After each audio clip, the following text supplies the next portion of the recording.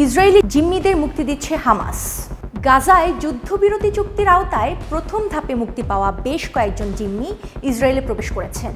Israeli সেনাবাহিনীর বরাতে BBC জানিয়েছেন, মুক্তি পাওয়া জিম্মিরা ইসরায়েল সীমান্ত অতিক্রম করেছেন। তারা বর্তমানে দক্ষিণ ইসরায়েলের প্রাথমিক অভ্যর্থনা কেন্দ্রে যাচ্ছেন। সেখানে তারা তাদের পরিবারের সঙ্গে মিলিত হবেন। অন্যদিকে ইসরায়েল 12 জন ফিলিস্তিনি বন্দীকে মুক্তি দিয়ে অধিকৃত পশ্চিম তীরে ফেরত পাঠানোর কথা থাকলেও এখন তাদের নির্বাসিত করা হবে বলে জানিয়েছে। শেকড় থেকে শিখরে। ইসরায়েলের পক্ষ থেকে বন্দীদের পরিবারের সদস্যদের এই পরিবর্তনের কথা জানা হয়েছে। এর ফলে ইসরায়েল কখন গাজার ফিলিস্তিনি বন্দীদের মুক্তি দেবে তা নিয়েও ব্যাপক অনিশ্চয়তা তৈরি হয়েছে। জিম্মি মুক্তির মধ্যেই মার্কিন প্রেসিডেন্ট ডোনাল্ড ট্রাম্প ইসরায়েলে পৌঁছেছেন।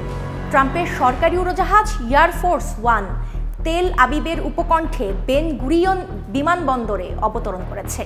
সেখান থেকে স্বাগত জানাতে উপস্থিত ছিলেন ইসরায়েলের প্রধানমন্ত্রী বেনিয়ামিন নেতানিয়াহু, তার স্ত্রী সারা, যুক্তরাষ্ট্রের বিশেষ দূত স্টিভ উইটকফ, উপদেষ্টা জ্যারেড কুশনার এবং তার স্ত্রী ও ট্রাম্পের কন্যা ইভাঙ্কা ট্রাম্প।